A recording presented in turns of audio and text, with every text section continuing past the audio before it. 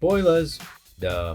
So I never played a single Persona game, and about 3 years ago, I finally got to play Persona 5. I was shocked.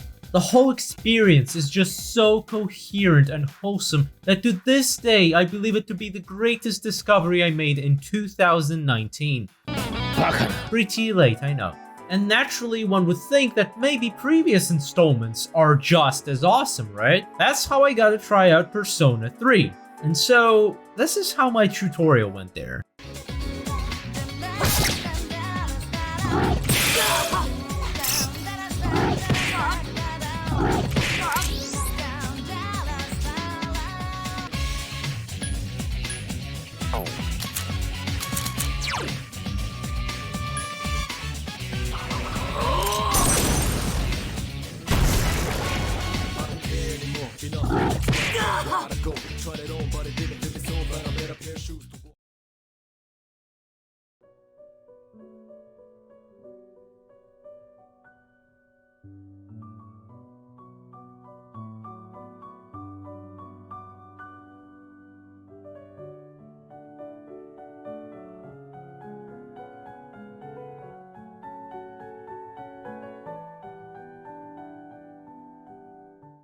Now this was the moment when I understood that this game honors the age-old doctrine of weak meat, strong eat, or as we call it in the West, survival of the fittest.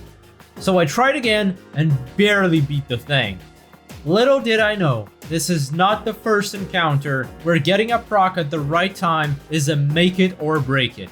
Luckily, I played it on an emulator and basically could load a game state, thus saving hours of my life I could have wasted on all those loading screens and previous stages of a fight that could also go wrong at any moment.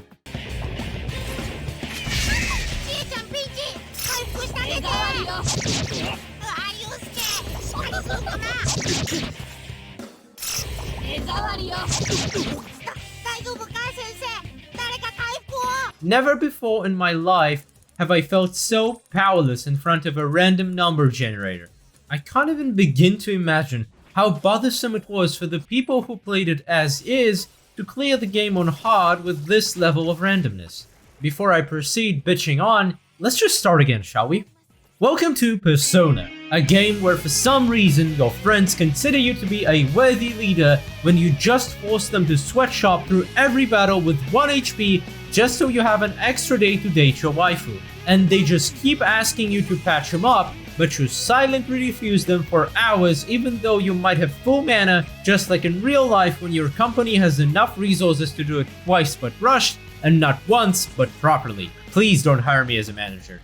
Persona 4 threw away some of the annoying mechanics present in 3 like that "I'm so tired even though I have full HP and mana, so you gotta go and waste another day" condition, where players' ability to progress was artificially hindered to create a sense of realism.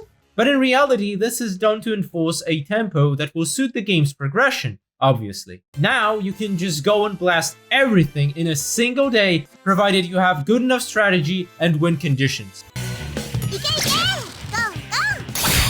Personally, I found the characters in Persona 4 more likable and easier to relate to, though it is still a far cry from Persona 5. I also enjoyed the narrative more, but that's because I was able to purchase a used Japanese copy of the game and got rid of those Persona 3 localizations. There's no Steam achievements for this one, so OCD-played completionists like me can enjoy the game for what it is and explore it however they want without having this feeling of emptiness when you beat the game, shut down the process, see that achievement percentage, and go back because you feel like you're missing out. Some boss encounters in Persona 4 are god tier.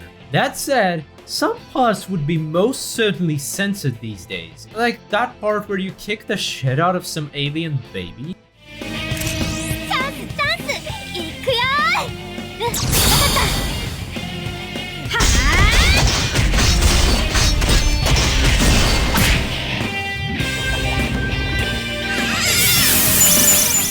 Still not sure what it symbolizes though. Persona 3 tried to provide a social commentary on the way things are in human society, hence the overall gloomy atmosphere of the game, and what can be done to make it better, though it definitely lacked clarity and was done in a rather cliché and blatant way. Persona 4 is also trying to send a message, albeit this time it's more focused on the way people grow, develop relationships, and socialize. Persona 5 it's a masterpiece. It's like when things come together once in a while and you get Earth, or these potato chips flavored with rum and white chocolate. Seriously, who comes up with this stuff? Give that person a Nobel Food Prize or something. You got decent translation that honors the original without trying too hard. You got an engaging story that keeps you on the edge of your seat till the very end. You got these villains that are so real, you'll feel better than when you beat that presidential ass in MGS Revengeance. It provides socio-psychological insights and commentary in a game form. Greatly illustrates how our cognitions shapes the world both within and around us. It has Makoto, the best girl, period. It made me wish that Phantom Thieves were there for us. But they're not. Well, that got kind of dark all of a sudden. The reason why Persona 5 is so good is because the rules of the world this time around are so based, everything ends up looking super coherent and relatable. And this is precisely something that hindered previous installments. For example, the reason why many personas are represented as mythical creatures and gods is because gods are an idealized product of our mind, a perfect representation of different urges, desires, and needs we all have. And it makes perfect sense that this idealization could sum up who we are as a person, manifesting whenever we tear off the mask, the persona, that every shadow has in the game. But at least to me, it usually never made as much sense as it does in Persona 5 because of the whole air of mystery when it comes to these things in Persona 3 and 4. In Persona 5, as well as in the early installments of the series, you even get the ability to actually converse with these idols. And each time I found it fascinating trying to literally put on a mask of someone who would be considered amiable by these stretched out representations of our cognitions. Immersive doesn't even begin to describe it.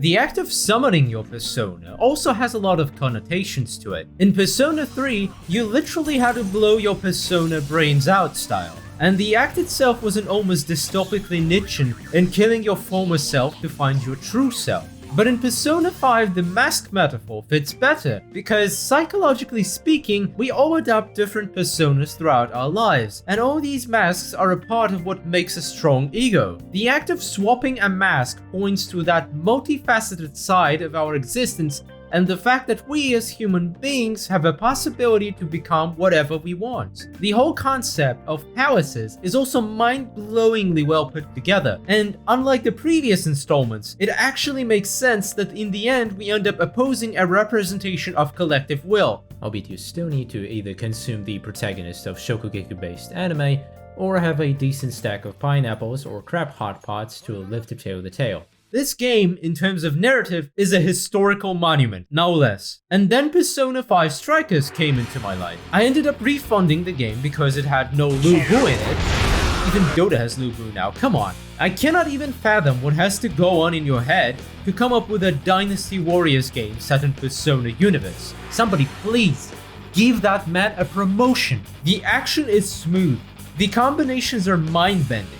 The way Persona-specific abilities are mixed into your usual Sengoku Musou style combos opens up some mana-saving opportunities and adds subtlety to the real-time element of the game. The translation this time is also spot on.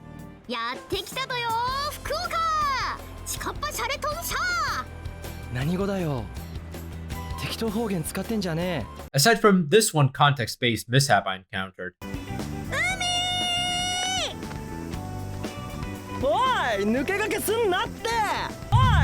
And just like in previous installments, our hero's love for curry is insatiable.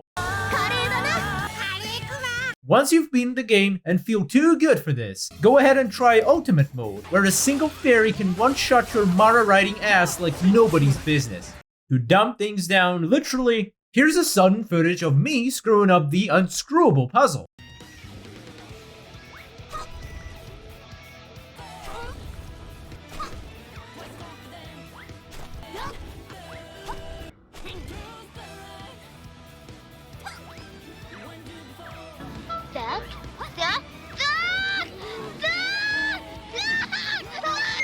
And that's pretty much all I have to say about this game series. Lastly, did you notice that your special Musou style attack is called Shotai, which is a play on words based on the Japanese Shotai, the real face? Till next time, folks.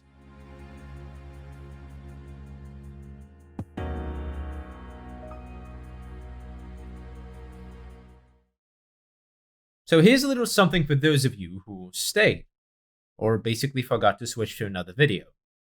A shockingly ironic display of idiocy by this Kansai dialect speaking enemy that should leave a good aftertaste. なんとかはしなな治らんさかいな。やるわ。